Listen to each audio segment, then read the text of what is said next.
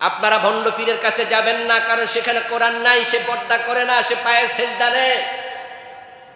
কিন্তু আপনাদের মাঝে আবার যে দলের কাছে কোরআন নাই, সে দলের দুই চারজন কর্মী এখানেও।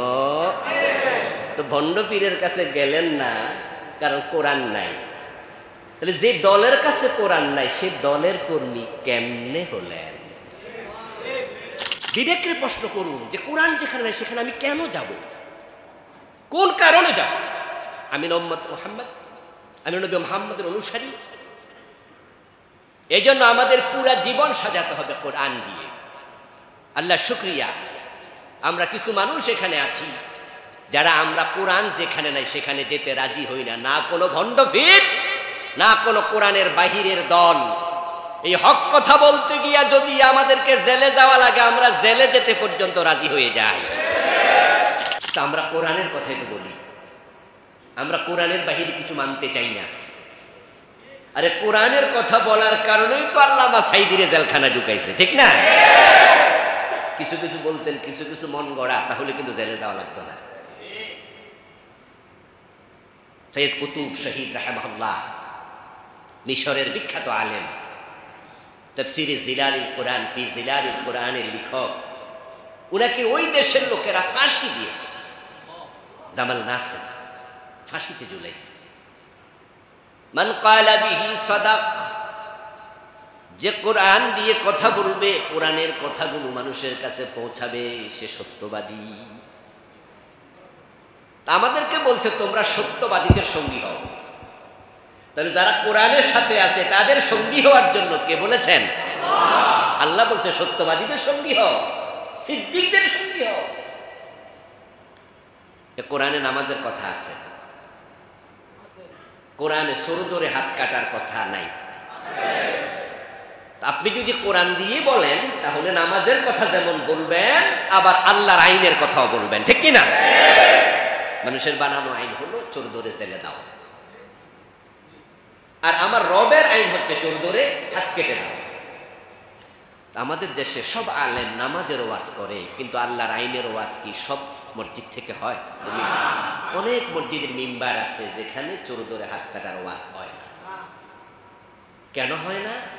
কারণ তাদের মসজিদে চোর আছে, মসজিদ কমিটির ভিতরও চোর আছে, মসজিদের সভাপতি, এমপি, মন্ত্রী, এলাকার নেতা আবার দেশের টাকা চুরি করে কানাডা বাড়ি বানাইছে। যখনই চোর ধরে হাত কাটার কথা ইমাম বলবে, ওই চোর রাগ হয়ে যাবে, বেজার হবে। হুজুরের বেতন আর বাড়বে না, বরং দোষ খুঁজে চাকরি নট করে দেবে। হুজুর রাজনীতির ওয়াজ করে, যখন নামাজের ওয়াজ করবেন এটা রাজনীতি হবে না। যখনই চোর ধরে হাত কাটার প্রসঙ্গ আসবে তখনই বলবে হুজুরটা বেশি। তো যে কোরআনের কিছু কথা বলবে, কিছু কথা বলবে না, সে সিদ্দিক না, সে সুবিধা। তেমন হুজুর, এমন পীর যারা কোরআনের কিছু বলে কিছু বলে না, আল্লাহ তাদের সঙ্গী হতে বলেনি।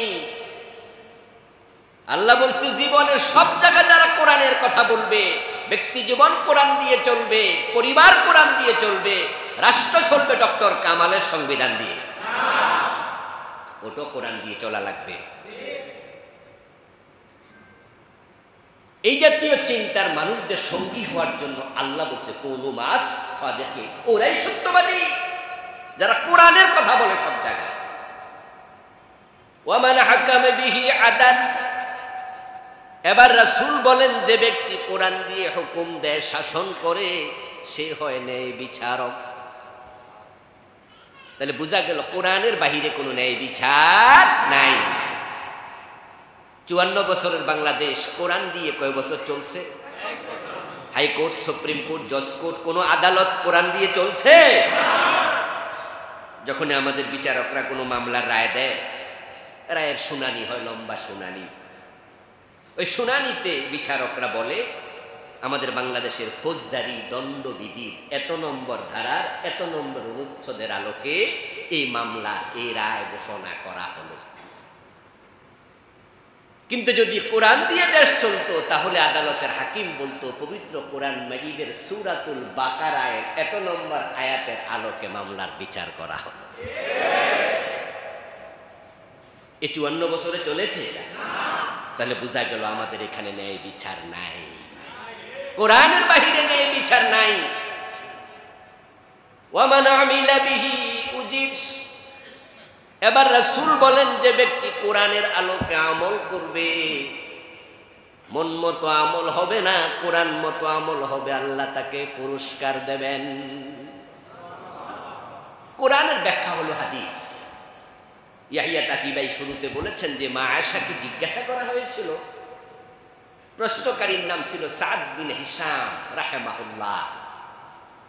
সাদ বিন হিশাম মা আয়েশাকে গিয়ে বলছে, মা আয়েশা, নবীজিকে দেখার সৌভাগ্য আমার হয়নি, আপনার কাছে আমি জানতে আসছি নবীজির চরিত্রটা কেমন ছিল, আচার আচরণ কেমন ছিল। মা আয়েশা তখন উল্টা প্রশ্ন করলেন, আফালা তাকরাউল কোরআন আমা কারাতাল কোরআন, তুমি কি কোরআন পড়ো না? সাদ বিন হিশাম রাহিমাহুল্লাহ জবাব দেন, বালা, হ্যাঁ আমি তো কোরআন পড়ি। তখন মা আয়েশা বলেন, কানা খুলুকুহুল কোরআন, কোরআন যদি পড়ো, আমার রাসূলের চরিত্র কর্ম কেমন ছিল প্রশ্ন করা দরকার নাই, শুনে রাখো কোরআনই রাসূলের চরিত্র। নবীজি যা ছিলেন জীবন্ত কোরআন, তিনি জীবন্ত ইসলাম। কোরআনের জীবন্ত ব্যাখ্যা হচ্ছে নবীজির কথা, নবীজির কাজ, নবীজির গোটা জীবন। এখন আমাদের আমল কি মন মতো হবে না কোরআন মতো? কোরআনের ভিতরে সুন্নাহ আছে না নাই? কোরআন সুন্নাহ এক জিনিস, যে কোরআনের ব্যাখ্যাই হলো সুন্নাহ। কোরআনে আছে আকিমুস সালাহ, কোরআনে আছে ওয়াসজুদু ওয়ারকাউ, নামাজ কায়েম করো। কিন্তু নামাজ কায়েমের জন্য দাঁড়াইয়া কান পর্যন্ত হাত তুলতে হবে, এটা কি কোরআনে আছে? কোরআনে আছে সেজদা করো, সেজদা করার জন্য কপালটা মাটিতে ঠেকাতে হবে, এটা কি কোরআনে আছে? কোরআনে আছে রুকু করো, রুকু করতে হলে হাঁটুতে হাত দিতে হবে, এটা কি কোরআনে আছে? এগুলো নবী মুহাম্মদ সাল্লাল্লাহু আলাইহি ওয়াসাল্লাম আমাদেরকে দেখাইছেন, একবারে দেখাইয়া চোখে চোখ রেখে সাহাবীদেরকে শিখাইছেন। এই জন্য নবীজির জীবনটাই হচ্ছে কোরআনের ব্যাখ্যা। সুবহানাল্লাহ। ওয়া মান আমিলা বিহি উজির, যারা নেক আমল করবে কোরআনের আলোকে তারাই পুরস্কার পাবে। কোরআন সুন্নাহর বাহিরে আমল করবেন কিন্তু কোনো পুরস্কার নাই। এরপর নবীজি বলেছেন, মান দাআ ইলাইহি হুদিয়া ইলা সিরাতিন মুস্তাকিম, যারা মানুষকে কোরআনের দিকে ডাকে। কিসের দিকে? দলের দিকে ডাইকা লাভ নাই, ব্যক্তির দিকে ডাইকা লাভ নাই, দরবারের দিকে ডাইকা লাভ নাই। দলের নাম দিতে পারেন, এই নাম আমার দলের, কিন্তু ডাকতে হবে কোরআনের দিকে। ওই দলে যোগ দাও, এই দলে আসো, কেন আসবা? কোরআনের জন্য আসবা। অমুক পীর সাহেবের কাছে চলেন, কেন যাবেন? কোরআন শিখার জন্য, কোরআন মানার জন্য, বুঝার জন্য, শিখার জন্য যাবেন, মাকসাদ কোরআন। এই জন্য যেই দলের কাছে কোরআন নাই সেখানে মুসলমানের যাওয়া জায়েজ নাই। যে পীরের দরবারে গেলে কোরআন নাই, হাদিস নাই, পীর পায়ে সেজদা নেয়, এমন ভণ্ড পীর বাংলাদেশে আছে না নাই? সেজদা কি পীরকে হবে না আল্লাহকে হবে? যে পীরের কাছে গিয়ে দেখলেন যে পর্দা নাই, বেপর্দা মহিলা মুরিদ হয়, মুরিদের বউ দিয়া ফাটি পায়, এমন পীর কি বাংলাদেশে নাই? ওই পীরের কাছে কি কোরআন ইসলাম আছে? ওই পীরের কাছে আপনারা যাবেন? যার কাছে কোরআন নাই তার কাছে যাবেন না। তাহলে আপনারা আলহামদুলিল্লাহ আজকের এখানে যারা আছেন, আমি জানি যে এখানে আপনারা যদি উল্টা পাল্টা চিন্তা হতেন আসতেন না। আপনারা ভণ্ড পীরের কাছে যাবেন না, কারণ সেখানে কোরআন নাই, সে পর্দা করে না, সে পায়ে সেজদা নেয়। কিন্তু আপনাদের মাঝে আবার যে দলের কাছে কোরআন নাই সে দলের 2-4 জন কর্মী এখানেও। তো ভণ্ড পীরের কাছে গেলেন না কারণ কোরআন নাই। তাহলে যে দলের কাছে কোরআন নাই সে দলের কর্মী কেমনে হলেন?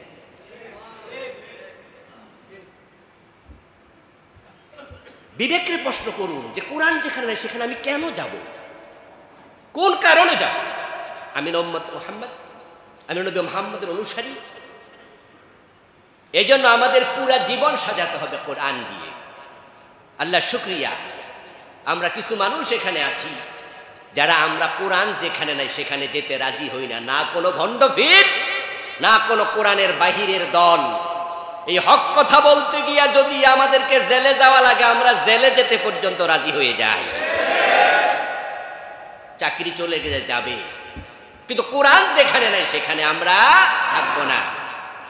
যে আল্লাহ আমাদেরকে কোরআনের সাথে থাকার তৌফিক দিলেন, আমরা তাকে শুকরিয়া জানাই, কৃতজ্ঞতা জানাই, কালিমাত শুকর করি, আলহামদুলিল্লাহ। প্রিয় দিনী ভাইয়ের, আজকের মাহফিলের নাম সিরাতুন নবী মাহফিল, নবীজির চরিত্র। আমাদের দেশে মিলাদুন নবী এবং সিরাতুন নবী এই দুটি বিষয় ব্যাপকভাবে পরিচিত। আমরা একটিকে আরেকটির মুখোমুখি দাঁড় করাতে চাই না, কারণ দুটি ধান্দিক না। যদি দুইটি বিপরীতমুখী হতো তাহলে একটা আরেকটার বিপরীতে দাঁড়াতো। নবীজির মিলাদ মানে নবীজির জন্ম। তো রাসূল কি জন্মগ্রহণ করেন নাই? উনার মা ছিল না, বাবা ছিল না, জন্মের তারিখ আছে না? তো তিনি তো জন্ম নিয়েছেন, এটার নাম মিলাদুন নবী সাল্লাল্লাহু আলাইহি ওয়াসাল্লাম। এবার বলুন তো, রাসূলের জন্মের পরে 40 বছর চলে গেল, দীর্ঘ সময় তিনি কি নবী দাবি করেছেন? করেন নাই। তিনি মক্কার একজন সাধারণ মানুষ ছিলেন, অন্যদের মতোই তিনি ছিলেন। মক্কার বাজারে তিনি ব্যবসা করতেন। নবীজি বলছেন, আমি কয়েকটা টাকার জন্য আমি মক্কার লোকদের ছাগল চড়াইছি, আমি ছাগল চড়াইছি।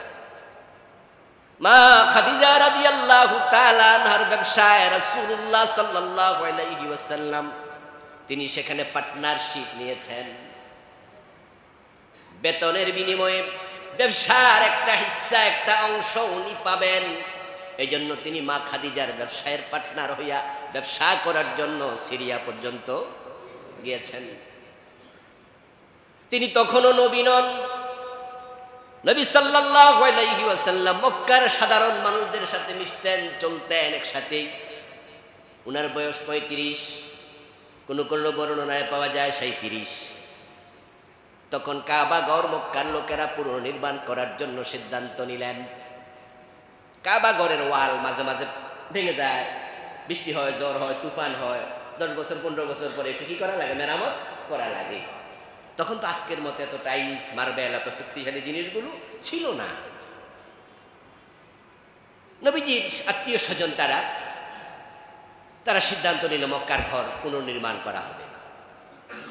তো সেখানে তারা বিভিন্ন জায়গা থেকে পাথর এবং ইট সংগ্রহ শুরু করলো। তো যখন মূল জায়গাতে পাথরগুলো বহন করে করে আনা লাগে, তখন ওই পাথর বহনের কাজে নবীজি নিজে অংশগ্রহণ করলেন। ওনার বয়স 37 অথবা 35, দুটি রকম রিওয়ায়াত পাওয়া যায়, বর্ণনা পাওয়া যায়। নবীজির সাথে ওনার চাচা আব্বাস রাদিয়াল্লাহু তাআলা আনহু তিনিও এই কাজে অংশগ্রহণ করলেন। নবীজির চেয়ে তিনি বয়সে 2 বছরের সিনিয়র ছিলেন, বড় ছিলেন। চাচা ভাতিজার বয়স 2 বছর তো কোনো ব্যাপার না, একবারে কাছাকাছি। রাসূলের বয়স যদি 35 হয়, আব্বাসের বয়স 37। নবীজির বয়স যদি 37 হয়, আব্বাসের বয়স 39। আব্বাস রাদিয়াল্লাহু তাআলা আনহু কাদের মাঝে ইট বহন করছেন, সাথে নবী ভাতিজা মুহাম্মদ সাল্লাল্লাহু আলাইহি ওয়াসাল্লাম ইট বহন করছেন। হযরত আব্বাস ভাতিজাকে বলতেছে, মুহাম্মদ ইবনে আব্দুল্লাহ, আমার ভাতিজা, তুমি সুন্দর মানুষ, কাদের মাঝে যে ইট নাও, দেখো ইটের বোঝার কারণে, চাপের কারণে তোমার কাঁধ লাল হয়ে গেছে। রাসূলের গায়ের মাঝে জামা ছিল না আর কি, উপরে। আর গরিব ছিলেন তো, সাহাবারাও অনেকে গরিব ছিল। আজকের মতো আমরা যেভাবে একজন 10টা 12টা জামা, তখন কি ছিল এমন? আর এক খেজুরও তো পায় না, একদিন 2-3 দিনে নীল্লা খাইছে একটা খেজুর ভাগ করে। তো নবীজিকে আবার আব্বাস বলতেছে, ভাতিজা, আমার মতো তুমি তোমার লুঙ্গিটা যদি খুইলা কাঁধে রাখতা, লুঙ্গিটা খুইলা কাঁধে রাখলে, এবার কাঁধের উপরে ইট রাখলে, তাহলে তোমার কাঁধে আর দাগ পড়তো না, ব্যথা কম পাইতা। সহিহ বুখারীতে এসেছে, সহিহ মুসলিমে এসেছে, নবীজি সাল্লাল্লাহু আলাইহি সাল্লাম লুঙ্গিটা খুললেন। কোন কোন মুহাদ্দিসরা বলেন তিনি খুলতে হাত দিয়েছিলেন, তখনই বেহুশ হয়ে গেলেন। কিন্তু সহিহ মুসলিমের রওয়ায়াতে আছে নবীজি লুঙ্গি খুললেন, তারপরে বেহুশ হয়ে গেলেন। কাঁধ পর্যন্ত আনতে পারেননি। তারপরে হুশ আসার পরে বললেন ইজারি ইজারি, আমার লুঙ্গি কই, আমার লুঙ্গি কই। আমি এ কথা দিয়ে আপনাদের বুঝাতে চাইলাম যে 40 বছর আগে মক্কার সাধারণ লোকেরা যেমন চলতো ফিরতো খাইতো, নবীজি তাদের সাথে তাদের মতো একজন ছিলেন। তাকি ভাই বলছে ওই যুগটার নাম ছিল ইয়ামে জাহিলিয়া। কিন্তু যখন তার বয়স 40, আলহামদুলিল্লাহ তিনি সমাজ নিয়ে ভেবেছেন অনেক। সে 17 বছর বয়স থেকে হিলফুল ফুজুল যখন তৈরি হয় তখন থেকে তিনি দেখলেন তাকিয়ে ডানে বামে সামনে পিছনে পুরা আরব দেশ এতটা অন্ধকারে নিমজ্জিত যে মানুষগুলোর ভিতরে মনুষ্যত্বের মোহ নাই। তারা দেখতে মানুষ কিন্তু তাদের ভিতরে মনুষ্যত্বের সিটা ফোটাও নাই। এত নিচে তারা নেমে গিয়েছিল যার নিচে নামার হয়তো কোনো জায়গাও বাকি ছিল না। আল্লাহ তাআলা নবী মুহাম্মদ সাল্লাল্লাহু আলাইহি ওয়াসাল্লামকে 40 বছর বয়সে নবুয়ত দিলেন। তিনি ঘোষণা করলেন ইন্না আরসালনাকা শাহিদাও ওয়া মুবাশশিরাও ওয়া নাযীরা ওয়া দাঈয়ান ইলাল্লাহি বিইযনিহি ওয়া সিরাজাম মুনীরা। ওয়া দাঈয়ান ইলাল্লাহ, কোরআনের আল্লাহর দিকে ডাকো। নবীজি বলছেন মান দাআ ইলাইহি হুদিয়া ইলা সিরাতিম মুস্তাকিম। এ কোরআন এমন এক মহিমান্বিত কিতাব, এ কোরআনের দিকে যখন মানুষ মানুষকে ডাকবে, যদি মানুষ তার দাওয়াত গ্রহণ নাও করে লস নাই। কোরআনের কথা আপনি বলছেন যে ভাই আসেন না আমরা কোরআনটা পড়ি, এই ভাই বলছে ভাই আসেন না আমরা কোরআনটার অর্থ বুঝি, ওই ভাই বলছে ভাই আসেন না যে কোরআনের অর্থ শিখলাম সেটা আমল করি, আরেক ভাই বলছে শুধু একা না পুরা সমাজে আমল করি। এইভাবে মানুষ যখন কোরআনের দিকে ডাকবে, তার কথা কেউ যদি নাও শোনে, তার পুরস্কার হলো হুদিয়া ইলা সিরাতিম মুস্তাকিম। নবীজি বলছেন আল্লাহ পুরস্কার হিসাবে যে মানুষকে কোরআনের দিকে ডাকে তাকে হেদায়েত দিয়ে দেয়। আমরা সবাইকে হেদায়েত চাই, হেদায়েত চাই। হেদায়েতের চেয়ে দামি কোনো নিয়ামত আর নাই। সূরা ফাতিহার ভিতরে শুধু একটা দরখাস্ত আছে, যার নাম ইহদিনাস সিরাতাল মুস্তাকিম। প্রতিদিন আমরা আল্লাহ তাআলার কাছে কতবার হেদায়েত চাই তার কোনো হিসাব নাই। শুধু ফরজ নামাজ যদি আমরা পড়ি 5 ওয়াক্ত, তাও তো 17 রাকাত। প্রতি রাকাতে সূরা ফাতিহা আছে, আর প্রতি রাকাতে একটাই চান ইহদিনাস সিরাতাল মুস্তাকিম। আপনি যদি মানুষকে কোরআনের দিকে ডাকেন, তাহলে রাসূল বলতেছে আল্লাহ পুরস্কার হিসেবে আপনার হেদায়েত দেন। তাহলে আজকের পর থেকে আমরা কোনো মন্ত্রতন্ত্রের দিকে আর ডাকবো না, বরং আমরা দুনিয়ার সকল মানুষকে আল্লাহর কোরআনের দিকে ডাকবো। রাজি আছেন না নাই? রাজি হয়ে যান, আল্লাহ আপনার হেদায়েত দেন। আরে হেদায়েত পায় না যে পীর সাহেব ভণ্ড হয় কেমনে? আরে পীর কেমনে ভণ্ড? ভণ্ড মানে কি হেদায়েত পায় নাই? হেদায়েত পাইলে কি ভণ্ড হইতো? পীর কেমনে ভণ্ড হয়? আলেম কেমনে ভণ্ড হয়? কারণ কি জানেন? ওই পীর সে মুরিদকে হেদায়েতের দিকে ডাকে নাই, তার পেটের দিকে ডাকছে, কোরআনের দিকে ডাকে নাই।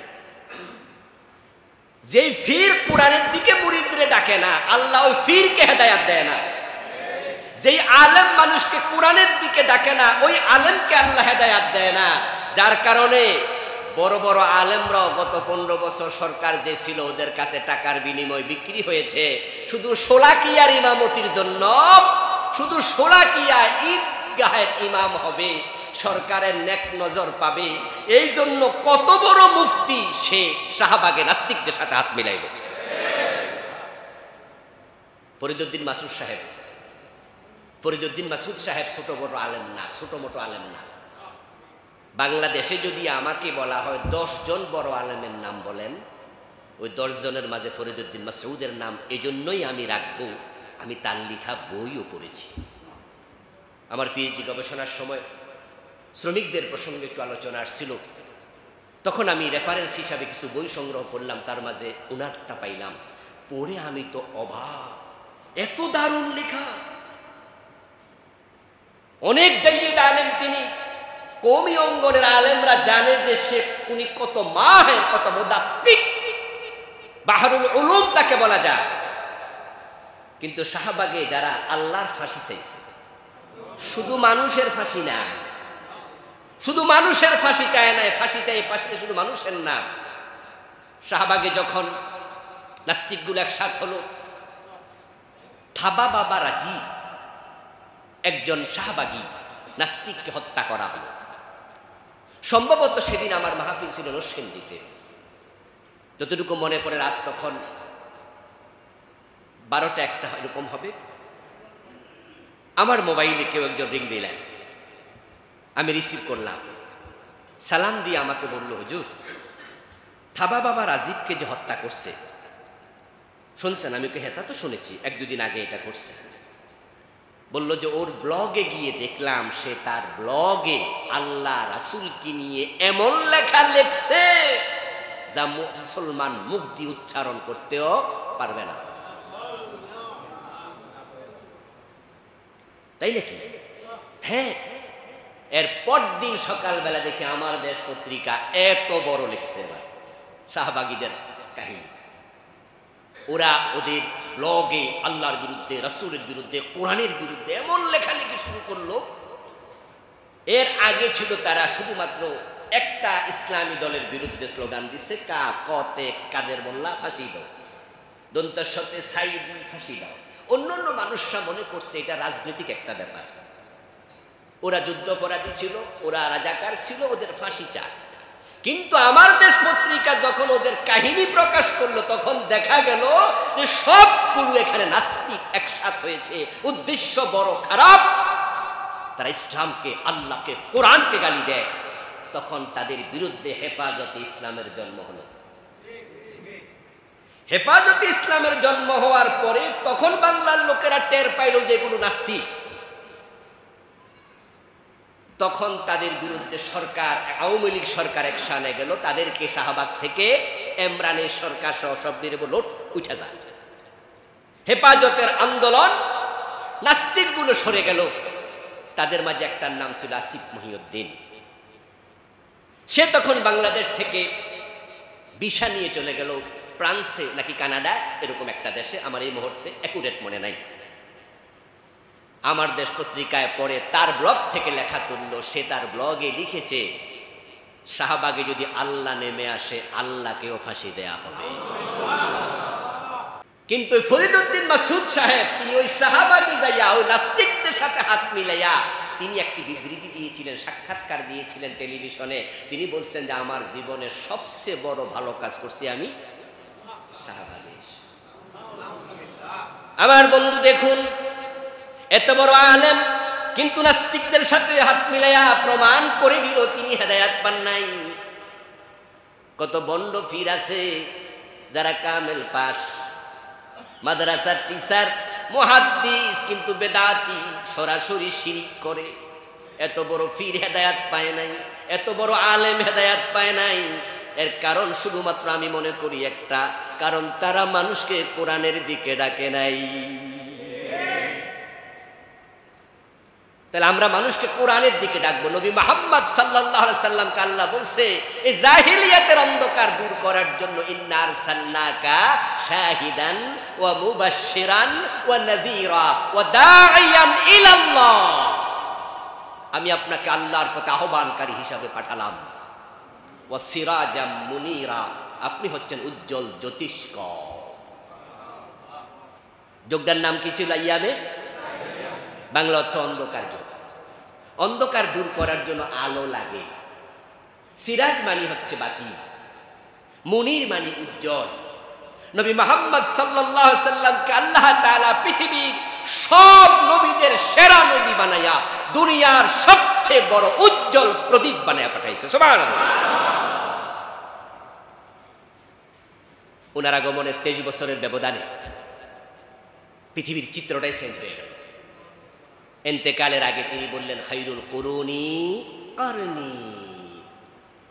ও আমার উম্মতেরা, এই যুগের নাম পৃথিবীর সব মানুষ, শিক্ষিত, শিক্ষিত, কবি, কলামিস্ট, সাংবাদিক, ঐতিহাসিক, গবেষক সবাই মিলে ওই যুগের নাম দিলা দি ইরা অফ ইগনোরেন্স, অন্ধকার যুগ, জাহিলিয়াতের যুগ।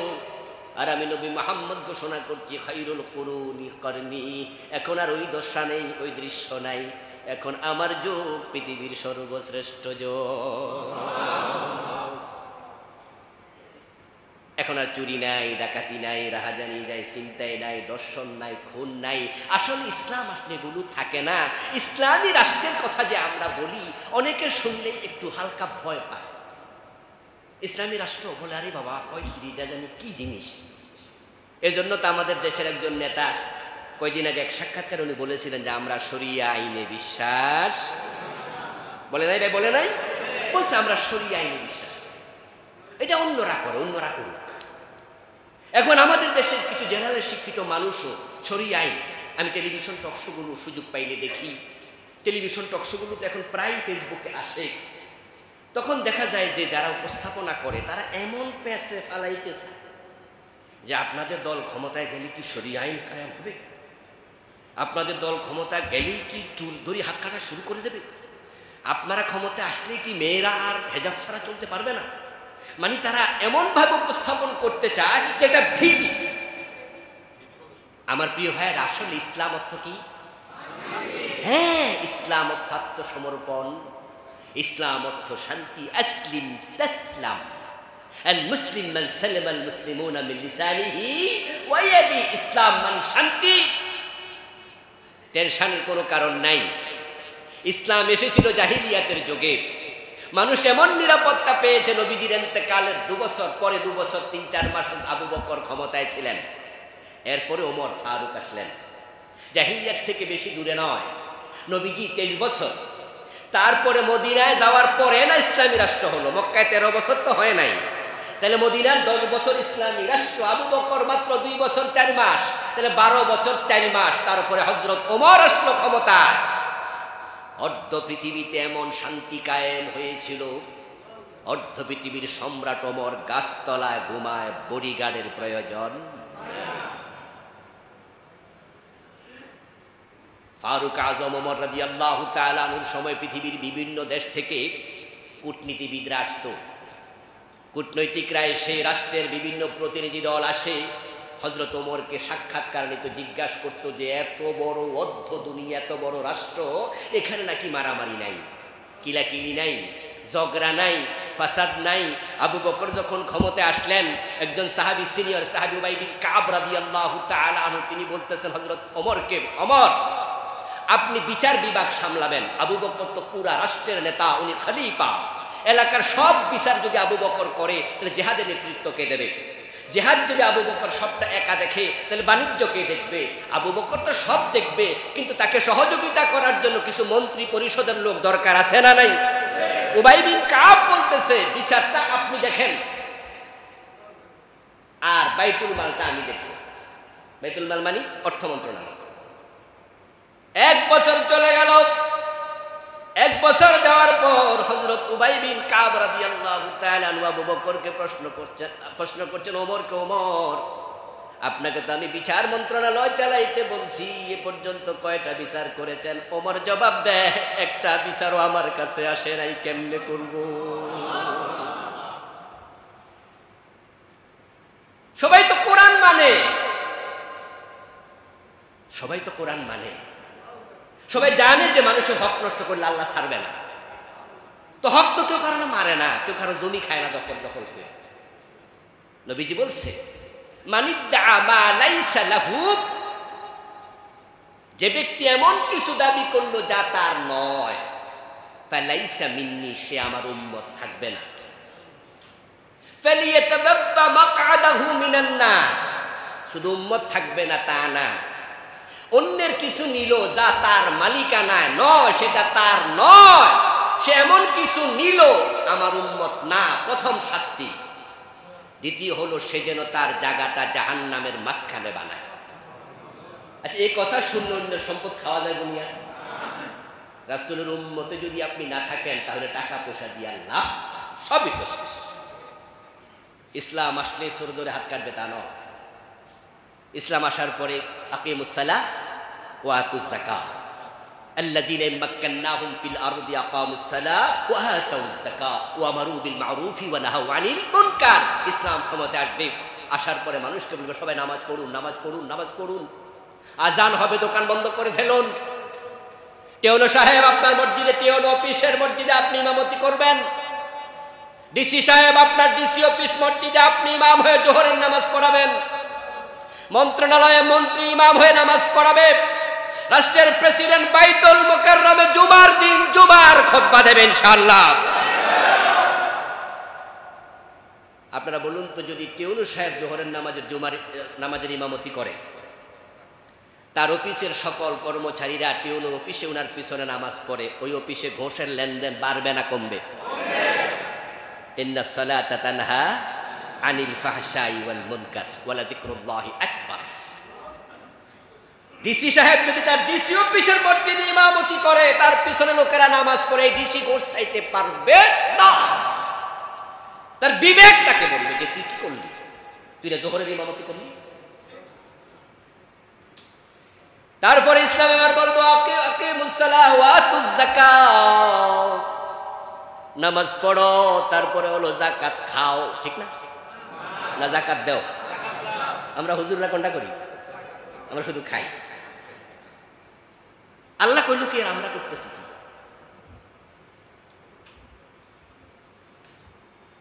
আজ থেকে 8-10 বছর আগে রমাদান মাস চলছিল, কুমিল্লা শহরে পাঞ্জাবি কেনার জন্য এক পাঞ্জাবি দোকানে ঢুকলাম। আমি ঢুকার পরে দোকানদার আমার দেখে বলতেছে, এখন যান, পরে আইসেন। আমি তো লজ্জা পেলাম। মানে আমার যে পায়জামা, পাঞ্জাবি, ড্রেসা, টুপি টাফি, হে আমি ঢুকছি আর আমার দেখা এখন যান, পরে আইসেন। তা আমি তাকে বললাম, কেন ভাই, আমার কাছে কি জামা কাপড় বিক্রি করবেন না? পরে বল, ও সরি কিনতে আইছেন। তখন আমি বুঝে নিয়েছি সে কথা বলা অর্থ হলো সে ভেবেছিল আমিও হয়তো কোনো জাকাত ফান্ডের কালেক্টর, কোনো মাদ্রাসার জন্য, কোনো মসজিদের জন্য বা নিজের পেটের জন্য আমি তার কাছে গিয়েছি। ও প্রিয় ভাইয়েরা, ইসলাম তো আপনাকে আমাকে জাকাত খেতে বলে নাই, কিন্তু আমরা জাকাত খাচ্ছি। ইসলাম বলেছে খাও না দেও। কথা বলেন, খাও না দেও। এখানে তো সব নামাজি, আলহামদুলিল্লাহ, তা নিয়ে আমার সন্দেহ নেই, সব নামাজি আমরা, কিন্তু সবাই কি জাকাত দেই? যে নিজের জাকাত দেয় না সে নিজের জাকাত খায়। এক বছর যখন চলে যায়, শরীয়তের বিধান হলো নির্দিষ্ট অঙ্কের টাকা যদি কারো কাছে এক বছর থাকে, তাহলে তার উপর জাকাত আসে 2.5%। 1 লাখ টাকা থাকলে 2,500 টাকা জাকাত। এখন আপনারা আমার সামনে যারা আছেন, ধরেন আপনি নিজে আত্মসমালোচনা করেন যে আপনি জাকাত দেন না, আপনার আছে 5 লাখ টাকা, তাহলে আপনার জাকাত এসেছিল কত হাজার টাকা? 12,000, 12,500। আচ্ছা, 12,500 টাকা যখন এক বছর চলে গেল, এটা আপনার হক না গরিবের হক? জাকাত না দিলে আপনি খাইলেন, তাহলে আপনি জাকাত খেলেন, গরিবের হক খেলেন। ইসলামকে খাইতে বলছে না দিতে বলছে? আচ্ছা, যারা আমরা হাত পাতি, আমরাও ভুল করছি। যেই হাত নিচে চলে যায় সে হাত আল্লাহ বরকত দেয় না। আল ইয়াদুল উলিয়া খায়রুম মিন ইয়াদিস সুফলা, নবীজি বলছে দাতার হাত গ্রহীতার হাতের চেয়ে শ্রেষ্ঠ। জাকাত দিতে শিখুন, নিতে না। আমার বন্ধু, ইসলাম ক্ষমতা আসবে, আইন করে দেবে যাদের টাকা আছে তাদেরকে জাকাত দিতেই হবে। এটা ভ্যাটের মতো, ট্যাক্সের মতো। ইসলামী রাষ্ট্র আইন করবে যে জাকাত দেবে না, ওই জাকাত যে দেয় নাই, ভ্যাট ট্যাক্সে ফাঁকি দিলে, যেমন সরকারের বিশেষ গোয়েন্দা সংস্থা আছে, মামলার ব্যবস্থা আছে, আসেনি? তারপরে পুলিশ ধরে নিয়ে যায়, জিজ্ঞাসাবাদ করে। ইসলামী রাষ্ট্র হলে জাকাতের ব্যাপারে এমন আলাদা মন্ত্রণালয় হবে, সব মানুষ জাকাত দিতে বাধ্য হবে যারা সামর্থ্যবান। আর যখন জাকাত চালু হবে, তখন 8-10 বছরের ব্যবধানে দারিদ্রতা থাকবে না। ওমরের যুগে এমন হয়েছিল, জাকাতের টাকা কাঁধে নিয়ে হাঁটতো, জাকাত খাওয়ার মতো লোক ছিলই না।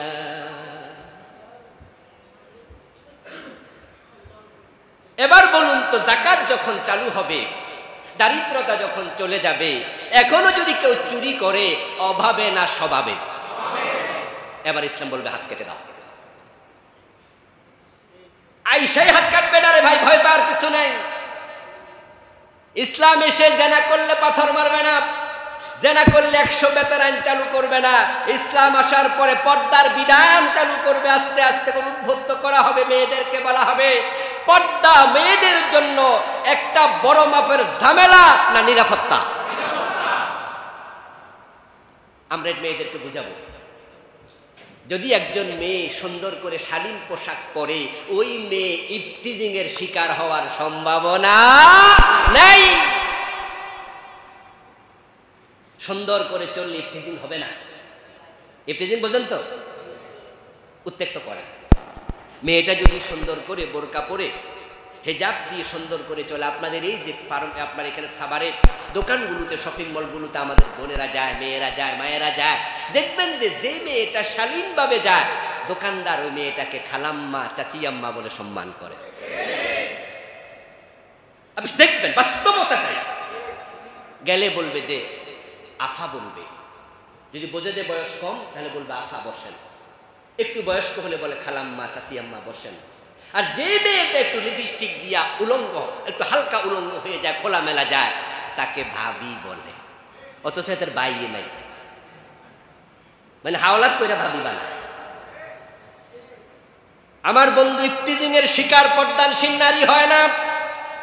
পৃথিবীর সবচেয়ে কম ধর্ষণ হয় সৌদি আরবে, তাম পৃথিবীর তুলনায় সবচেয়ে কম সৌদি আরবে। কারণ সেখানে পর্দার বিধান অন্য দেশের চেয়ে বেশি। আমরা মেয়েদেরকে বুঝাবো, আমরা চাপিয়ে দেব না।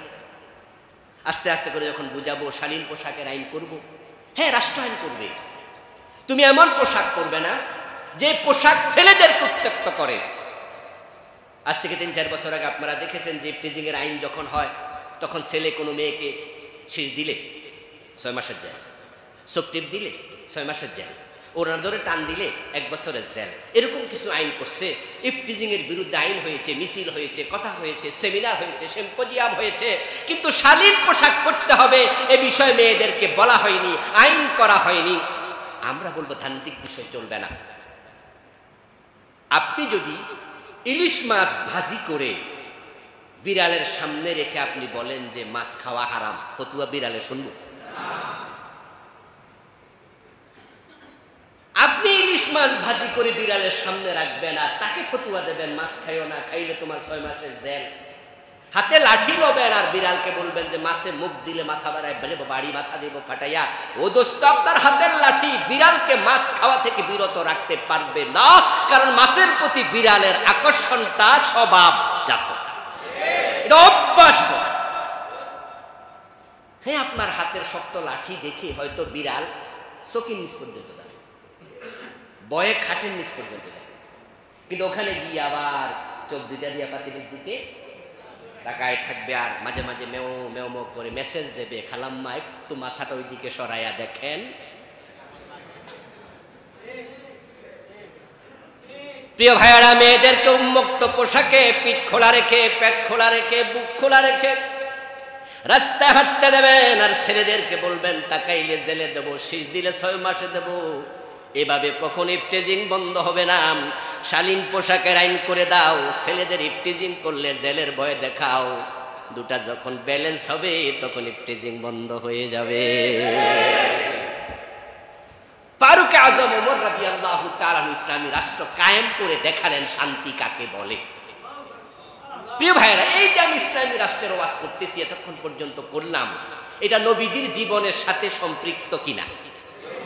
নবীজিকে আল্লাহ এজন্য দুনিয়াতেই পাঠাইছে, উদ্দেশ্যই ছিল এটা, যেটা তাকি ভাই কিছুক্ষণ আগে একটা পড়ছে, হুয়াল্লাযী আরসালা রাসূলাহু বিল হুদা ওয়া দীনিল হক লিইয়ুযহিরাহু আলাদ দীনি কুল্লি। এই কোরআনের 3টি সূরাতে আল্লাহ এই মেসেজটা দিয়েছে, আমি আমার রাসূলকে কোরআন এবং দ্বীনে হক সহ প্রেরণ করেছি। আমি আল্লাহর উদ্দেশ্য হচ্ছে আমার রাসূল, তিনি এই কোরআনকে, ইসলামকে সমাজে বিজয়ী করবে। নবীজি সাল্লাল্লাহু আলাইহি ওয়াসাল্লামে দায়িত্ব পেয়ে দুনিয়া আসলেন, প্রেরিত হলেন। মক্কায় 13টা বছর তিনি চাইলেন শান্তি কায়েম করবে, ইসলামকে বিজয় করবেন, পারেন নাই। কারণ মক্কায় যে সংসদ ভবন ছিল দারুন নাদওয়া, ওখানে কিছু জালেম ছিল ক্ষমতায়, যারা সেখানে বসে আইন করেছে। কোরআন সংসদে ঢুকা দূরের কথা, বরং কোরআন যেখানে পাঠ করা হবে সেখানে কোরআন শুনতে যাওয়া যাবে না। وقال الذين كفروا لا تسمعوا لهذا القرآن। ওই দারুন নাদওয়ার সংসদ ভবনের গোপন মিটিং এর আইন আল্লাহ নবীর উপরে কোরআনের আয়াত নাজিল করে ফাঁস করে দিলেন, জানায়া দিলেন ওয়াকাল আল্লাযীনা কাফারু, কাফেররা বলেছে, সিদ্ধান্ত নিয়েছে, লা তাসমাউ লিহাদাল কোরআন, এ কোরআন শোনা যাবে না। ওয়ালগাউ ফি, তারপর দ্বিতীয় সিদ্ধান্ত তারা নিছে, কোরআন যেখানে পড়া হবে বলা হবে সেখানে গন্ডগোল লাগাইয়া দেও। এই যে গত 15 বছরে বিভিন্ন মাহফিল বন্ধ হয়েছে না? কত জায়গায় কত মাহফিল মাইক টেনে নিয়ে গেছে, হুজুরদেরকে কথা বলতে দেয় নাই, 144 জারি হয়েছে। এই চরিত্রটা মূলত নতুন না, এটা আবু জেহেলের ভিতরে ছিল, ওটা বাংলাদেশ পর্যন্ত আসছে। এই বাড়াবাড়ি আল্লাহ পছন্দ করে নাই। আবু জেহেল বাড়াবাড়ি করছে, চরম বাড়াবাড়ি করছে, এই জাতীয় আইন করছে, কোরআন শোনা যাবে না, গন্ডগোল লাগাইয়া দাও। নবী মুহাম্মদ সাল্লাল্লাহু আলাইহি ওয়াসাল্লামকে হত্যা করার জন্য লোক নিয়োগ করছে, ঘোষণা করছে মুহাম্মাদের কল্লা আনতে পারলে 100 লাল ওট পুরস্কার, ওই যে হিজরতের সময়। তারপর রাসূল সাল্লাল্লাহু আলাইহি ওয়াসাল্লাম মদিনায় চলে গেলেন, সেখানেও শান্তিতে থাকতে দেবে না, বদরের যুদ্ধ করলো, উহুদের যুদ্ধ করলো, খন্দকের যুদ্ধ করলো। আল্লাহ তাআলা সহ্য করেন নাই, বদর পর্যন্ত পৌঁছার পরে আবু জেহেলকে বদরে শেষ করে দিলেন, ছোট দুটা বাচ্চার হাতে। জানেন তো, মুআজ এবং মুআব্বাস রাদিয়াল্লাহু তাআলা আনহুমা, ওই দুইজনের বাড়ি ছিল মদিনায়। তারা আবু জেহেলকে চিনতেন না। ওই দুই ভাই বদরের যুদ্ধে নবীজির সাথে যাবেন। নবীজি সাল্লাল্লাহু আলাইহি সাল্লাম তারা কম বয়স্ক, তাই তাদেরকে জিহাদের মাঠে নেবেন না। বয়স 15 হওয়ার আগে স্বাভাবিকত রাসূল যুদ্ধে যাওয়ার অনুমতি দিতেন না। দেখতে ছোট, তাই বললেন তোমরা যেও না। কিন্তু দুই ভাই এমন ভাবে রাসূল সাল্লাল্লাহু আলাইহি সাল্লামকে বুঝাইতে পারলো, এক পর্যায়ে রাসূল বললেন চলো। দুইজন যুদ্ধের মাঠে গেলেন, যুদ্ধ শুরু হবে। হযরত মুআজ মুআব্বাস রাদিয়াল্লাহু তাআলা আনহুমা রাসূলের একজন প্রবীণ সাহাবীকে জিজ্ঞাসা করতেন ফিস ফিস করে, কানের কাছে মুখ নিয়া, চাচা আবু জেহেল কোনটা? সুবহানাল্লাহ পড়ে। ছোট মানুষ দুইজন, নাম শুনছে তো যে রাসূলকে কি জ্বালানিটা জ্বালাইছে, তো বলছে চাচা আবু জেহেল কোনটা? উনি বলতেছে মিয়া আবু জেহেল দিয়ে তোমরা কি করবে? বলে জানা আমাদের যত কাম গাছের সাথে, যেহেতু এ পর্যন্ত আসছি শুনেছি রাসূলকে অনেক জ্বালাইছে, এই জন্য ওকে চেনা দরকার। যুদ্ধ শুরু হয়ে গেল। এই অবস্থায় উনি ইশারা দিয়ে বললেন যে ওই যে ঘোড়ার উপরে আছে ওই লোকটার নাম আবু জেহেল। দুই ভাই তখন একবারে চিলের মতো, একটা সিংহের মতো ছাপাইয়া পড়ল, আবু জেহেলকে আঘাত করে মাটিতে ফেলে, সিংহের মতো আঘাত। আবু জেহেল শেষ। লম্বা কাহিনী, দিকে গেলাম না। আল্লাহ ছোট্ট বাচ্চাদের কাছে মক্কার বড় আবু জেহেলকে লাঞ্ছিত করেছে, কারণ সে কোরআনের বিরুদ্ধে অবস্থান নিয়েছে। অগাস্ট যে বিপ্লব হয়েছে ছোট ছোট বাচ্চাদের হাতে হয়েছে। এই জুলাইতে যে বিপ্লবটা হলো, দেশ ছেড়ে যে পালায়া গেল, তারা সবাই মিলে ইউনিভার্সিটি কলেজের বাচ্চারা, ছোট্ট নাবালেগ শিশুরাও রাস্তায় নেমেছিল। তাদের আহ্বানে আমরাও যোগ দিয়েছি। আল্লাহ তাআলা এই জালেম সরকারকে আবু জেহেলের মতো রাস্তা নাবুদ করে দিয়েছে, কারণ তারা কোরআনের বিরুদ্ধে অবস্থান নিয়েছিল। নবীজি মক্কায় 13 বছর চেষ্টা করলেন, পারলেন না। আল্লাহর ইশারায় হিজরত করে তিনি মদিনায় রওনা দিলেন। 3 দিন গারে সাউরে একটা গুহার ভিতর রাসূল লুকায়া আছেন। এত ছোট্ট গুহা, যেখানে মাথা তুলে বসার জায়গা নাই। নাকি ঢুকছেন গারে সাউরে? যান নাই। 2005-এ আমি গারে সাউরে ঢুকি, অনেক উপরে, এত ছোট গুহা, দুইজন একসাথে বসার জায়গা নাই। এখনো জওয়ান আছেন, হজে গেলে একটু ঘুরে আসবেন। গাড়ি হেরায় তো ঢুকছে মাশাআল্লাহ। কারণ এখন বয়স বেড়ে গেলে আর পারা যায় না, অনেক উঁচু তো।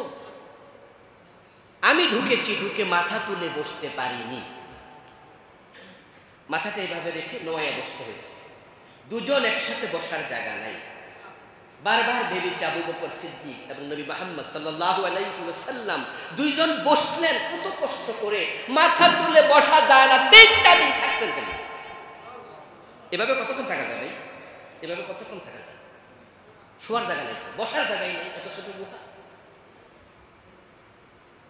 নবীজি সেখান থেকে 3 দিন পরে বের হলেন। হিজরতের পথে ভাবছেন, আচ্ছা মক্কায় তো আমি ইসলাম কায়েম করতে পারলাম না, কোরআন নিয়ে কথাই তো বলতে পারলাম না, ওরা তো কোরআন নিয়ে কথাই বলতে দেয় না, কথা শুনতেই দেয় না। বেলাল ইসলাম গ্রহণ করেছে, গলার মাঝে রশি লাগায় টানে, খাব্বাবের পিঠের মাঝে আগুন দিয়ে শেখা দিচ্ছে। শোনেন না এগুলো? আম্মার ইবনে ইয়াসার রাদিয়াল্লাহু তাআলা আনহুর পরিবারকে কিভাবে তারা নির্যাতন করলো। সুমাইয়া রাদিয়াল্লাহু তাআলা আনহা, ইসলামের প্রথম শহীদ, উনার লজ্জাস্থানের ভিতরে বর্ষা ঢুকে হত্যা করেছে। আচ্ছা, হত্যার একটা নিয়ম আছে, সিস্টেম, এটা কোন জায়গায় করেছে? লজ্জাস্থানে বর্ষা ঢুকে, তারপর সুমাইয়া হত্যা করছে এইভাবে। এই আবু জাহেল। নবীজি সাল্লাল্লাহু আলাইহি ওয়াসাল্লাম যাচ্ছেন, দেখছেন যে ইয়াসারের পরিবার, আম্মার ইবনে ইয়াসার, ইয়াসারের পরিবারের লোকদেরকে ওই মক্কার জালেমগুলো এমন মারছে, মারতে মারতে বেহুশ বানায়া তারপর বুকের উপরে তারা পাথর চাপা দিয়ে রাখছে রোদের মাঝে। সৌদি আরবে যারা গেছেন সেখানকার রোদ তো টের পাইছেন, ঠিক না ভাই? গরমকালে কি অবস্থা, পা রাখা যায় না মাটিতে, খালি পা রাখা যায় না, আর বুকের উপরে পাথর দিয়ে শোয়া রাখছে। অপরাধ শুধুমাত্র কালেমা, অপরাধ ইসলাম গ্রহণ করেছে। মক্কার পরিবেশ কত খারাপ, এই জালেমগুলো ইসলামের বিরুদ্ধে কি অবস্থান নিয়েছে। নবীজি সাল্লাল্লাহু আলাইহি ওয়াসাল্লাম তাকালেন, দেখলেন যে তার উপর ঈমান আনার কারণে লোকগুলোর বুকের উপরে পাথর চাপা দিয়া তারা পাশে দাঁড়াইয়া আছে।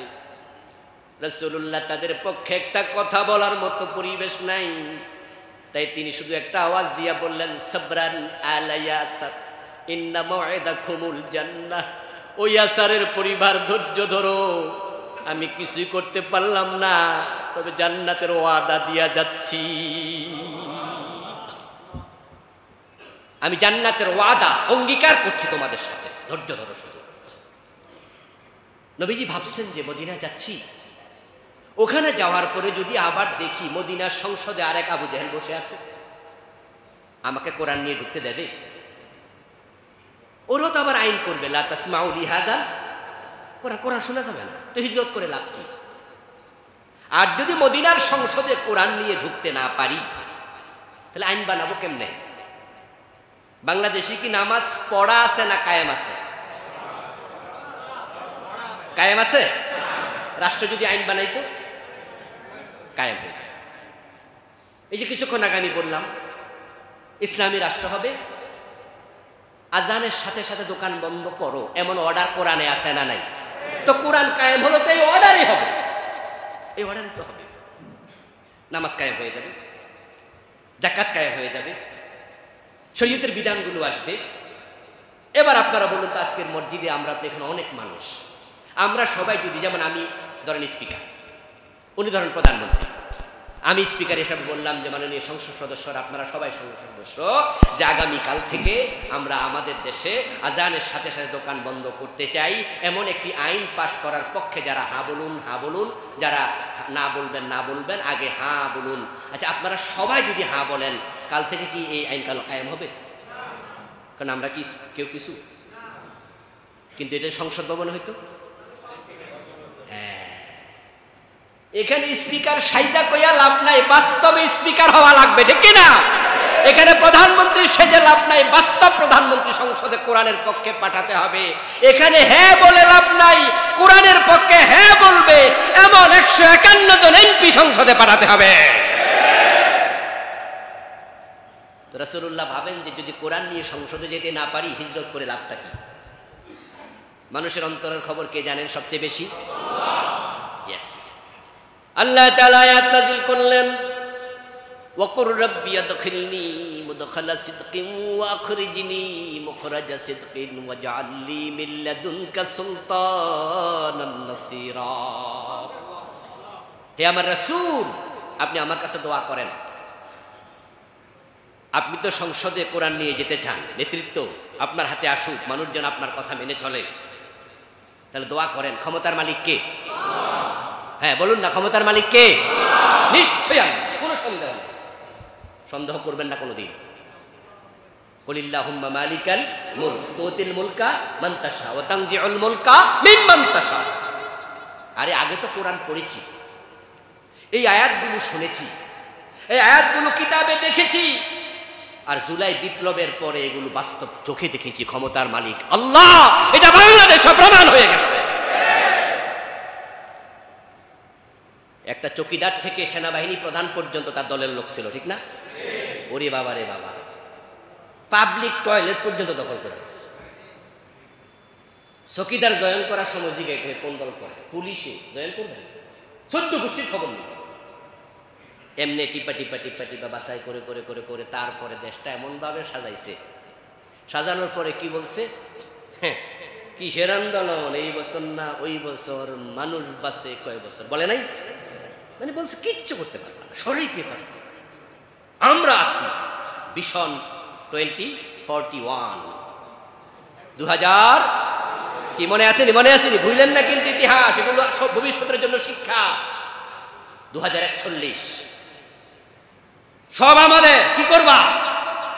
কিন্তু দেখেন আমরা এমন জিনিস দেখলাম, সেনাবাহিনীর প্রধান উনার আত্মীয় জেনারেল ওয়াকার গিয়ে বলে, ম্যাডাম 2041 বহুত দূরের কথা, 41 মিনিটও নাই। বলে নাই, বলে নাই, বলে নাই। হ্যাঁ, আকাশ থেকে আল্লাহ বলে আমি সব উল্টায় দিচ্ছি, সব উল্টায় দিচ্ছি, সব উল্টায় দিচ্ছি। আসমানের মালিক যদি আপনার বিপক্ষে চলে যায়, তাম পৃথিবী আপনাকে রক্ষা করতে পারবে না। ওনারা ভাবছিল ইন্ডিয়া তো আছে না, দোস্তরে ইন্ডিয়া না, কেউ কিচ্ছু করতে পারবে না, কেউ না। সাবধানে চলবে সব সময়, আল্লাহ যেন আপনার উপর নারাজ না হয়। কিছু কিছু কাজ আছে এগুলো করলে আল্লাহ নারাজ হয়ে যায়, ঠিক কিনা? যেমন কারোর উপর জুলুম করলে আল্লাহ নারাজ হয়ে, জুলুম করবেন। মাজলুমের ফরিয়াদ এবং আল্লাহর মাঝখানে কোনো, হ্যাঁ, সাভার বাস স্ট্যান্ডে রিক্সা চালাইতে আসছে রংপুর থেকে, আর আপনি নেতার ভাতিজা, তাগড়া যুবক, শরীরে বল আছে, টাকা পয়সাও আছে অনেক, রেডিও কলোনি যাবেন, রিক্সায় উঠলেন, চলো, আর ওখানে গিয়ে 10 টাকা ধরাই দিলেন। রিক্সাওয়ালা বললো যে ভাই 10 টাকা তো চলে না, এখানে তো আসলে কমপক্ষে 20 টাকা দেওয়া উচিত। আপনি বললেন যে বেটা নিলে নে না, এটা নিয়ে যাবো। বাহ, ওই গরিবের উপরে আপনি প্রভাব খাটাচ্ছেন। ও বেটা বলে দিল, বলেন কি, এটা কি মগের মূল্য নাকি? 10 টাকা আবার নিয়ে যাবেন, আমি আপনারা চালাই আনি নাই। সাথে সাথে 10 টাকা কাইরে নিয়ে থাপ্পড় বসে গেছে। বেশি কথা বললে আরো দিন। প্রিয় ভাই, হ্যাঁ, আপনার ক্ষমতার অভাব নাই, তাই তার গালের মাঝে কষাইয়া থাপ্পড় দিলেন, হাত থেকে 10 টাকার নোটটাও কেড়ে নিয়ে গেলেন। ওই লোকটা আপনাকে থাপ্পড়টা ফিরাইয়া দেবে সেই ক্ষমতা তার নাই, কারণ তার বাড়ি এখান থেকে অনেক দূর, উত্তরবঙ্গের রংপুর। কিন্তু একটা জিনিস তার আছে, সেটা হলো চোখের পানি। সে কি করলো? এবার সে প্যাডেলে পা রেখে, হাতলে হাত রেখে রিক্সা চাপছে, আর চোখের পানি ছেড়ে দিয়ে বলছে, আসমানের মালিক, গরিব বানাইছো কেন আল্লাহ? গরিব বানাইলা কেন আমার? গরিব বানাইছো কেন আল্লাহ?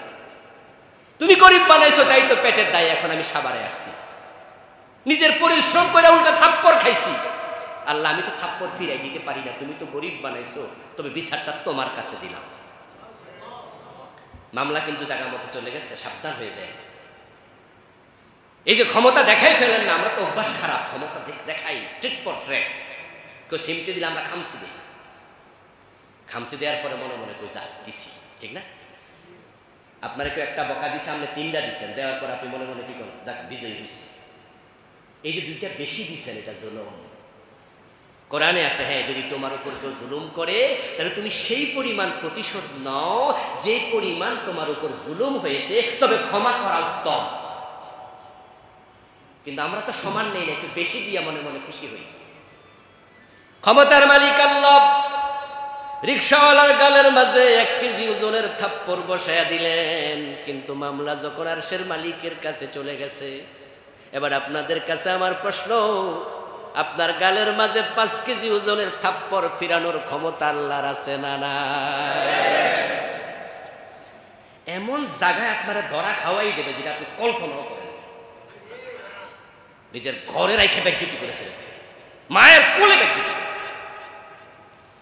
নবীজি ভাবছেন মদিনায় গিয়ে কি লাভ হবে যদি কোরআন ক্ষমতায় না যায়, সংসদে না যায়, আইন হবে কেমন, দিন কিভাবে কায়েম হবে? আল্লাহ দোয়া শিখাইলেন, রব্বি আদখিলনি মুদখালা সিদকিন ওয়া আখরিজনি মুখরাজা সিদকিন ওয়াজআল লি মিন লাদুনকা সুলতানান নাসিরা।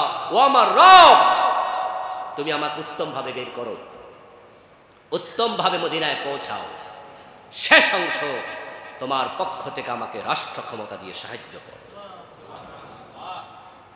এমন একজন লোক দোয়া করছেন যিনি থাকার জন্য মদিনায় কোনো অ্যাডভান্স হোটেল বুকিং দেন নাই।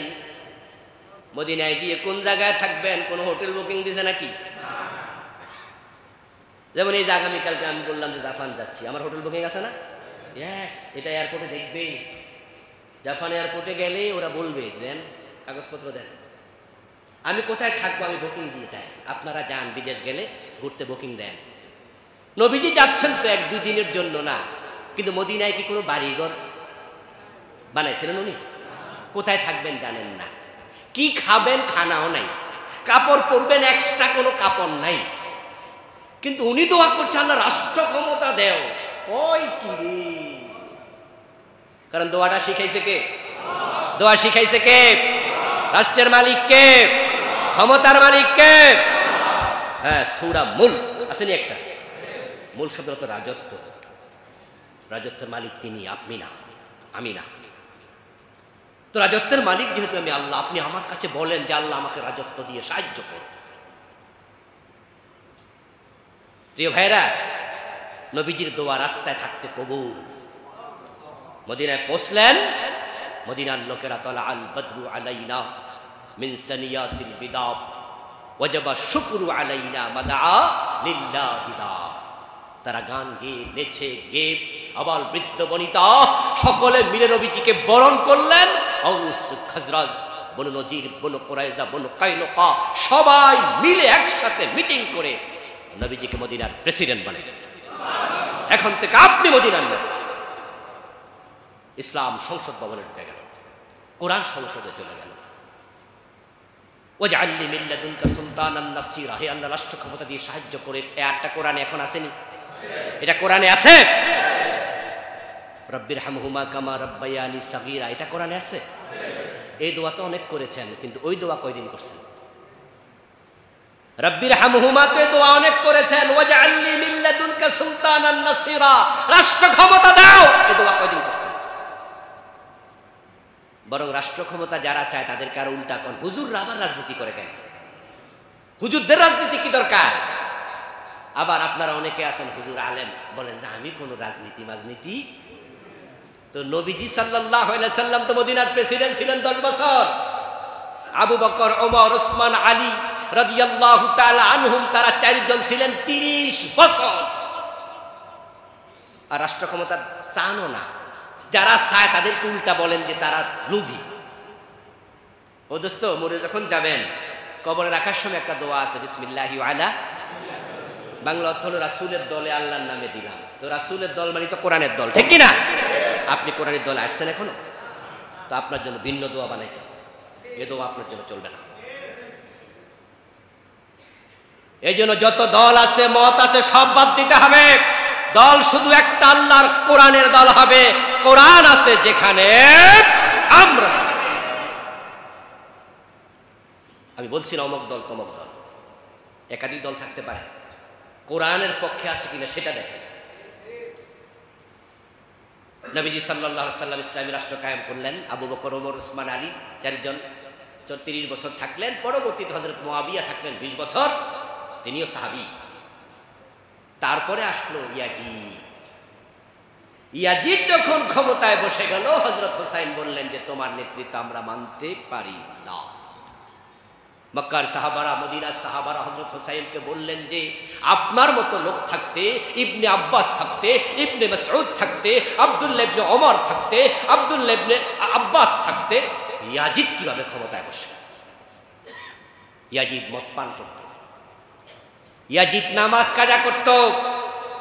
ইবনে কাসির রাহিমাহুল্লাহর লেখা আল বিদায়া ওয়ান নিহায়া বিখ্যাত ইতিহাসের কিতাব, ইয়াজিদকে নিয়ে যে পর্ব লেখা আছে সে পর্বে আমার দুই চোখ পড়েছে, দেখেছে ওই কিতাবে।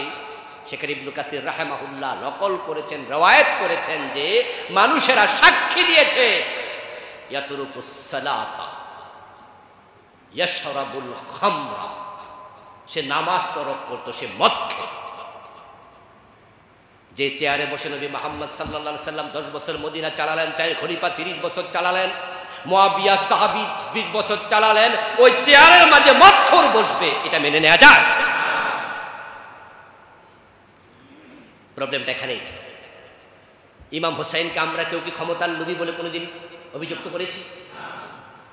কারণ তিনি জানতেন যে এই চেয়ারে যে বসবে তার চরিত্র পাবলিকের মাঝে ট্রান্সফার হবে, এক্সপ্রেড হবে। আন্নাসু আলা দীনি মুলুকিহিম, নেতা হয় যেমন পাবলিক হয় তেমন। গাড়ির ড্রাইভিং সিটে যে বসে সে যদি মদ্যপ হয়, মদখোর হয়, তাহলে বড় সাবধান, সে গাড়িতে উঠো না। 100 জন হাজী সাহেব গাড়িতে উঠছে, 50 জন তাসবিহওয়ালা জিকিরওয়ালা গাড়িতে উঠছে, সবাই জিকির করছে, সুবহানাল্লাহ, আলহামদুলিল্লাহ, কোরআন তেলাওয়াত করছে, কিন্তু ড্রাইভার মদ খায়া মাতলামি করতে করতে গাড়ি খালে ফালাইয়া দিছে। এখন গাড়ি যদি খালে যায়, কোরআন তেলাওয়াত করতে করতে সবাই খালে যাওয়া লাগবে। এই জন্য ড্রাইভিং সিটে মদখোর বসতে পারে না।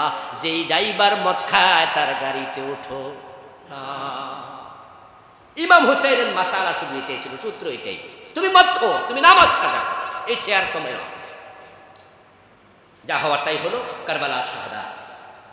ইমাম হুসাইন যদি জাতীয় জালেমের বিরুদ্ধে মাথা তুলে শাহাদাত বরণ করতে পারে, 54 বছর বাংলাদেশ যারা চালাইছে, প্রধানমন্ত্রী হইয়া, এমপি হইয়া, মন্ত্রী হইয়া, প্রেসিডেন্ট হইয়া, ওনাদের চরিত্র কি ইমাম হুসাইনের সাথে মিলে? সেখানে 5 ওয়াক্ত নামাজি কয়জন আছে? মদ খায় না কয়জন আছে? 300 এমপির মাঝে মদ খায় না কয়জন বলতে পারবেন? কয়জন বলবে বুক হাত দিয়ে মদ খাই নেই, আমি 5 ওয়াক্ত নামাজ পড়ি? বরং সেখানে আমি তো মনে করি অর্ধেকের বেশি তারা উল্টাপাল্টা চলে। এই জন্য হোসাইনের মতো হওয়া লাগবে। আমরা নবীর জীবন থেকে শিক্ষা নিয়ে আজকে বাড়িতে ফিরতে চাই।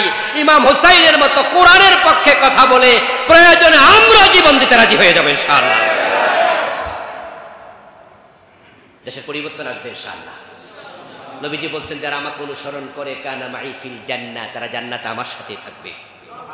আল্লাহ তাআলা নবী মুহাম্মদ সাল্লাল্লাহু আলাইহি সাল্লামের জীবন থেকে শিক্ষা নিয়ে ইসলামকে বুকে ধারণ করে বাস্তব জীবনে লালন করে সমাজে কায়েম করে আমাদের সকলকে মরার তৌফিক দাও, বলেন আমিন।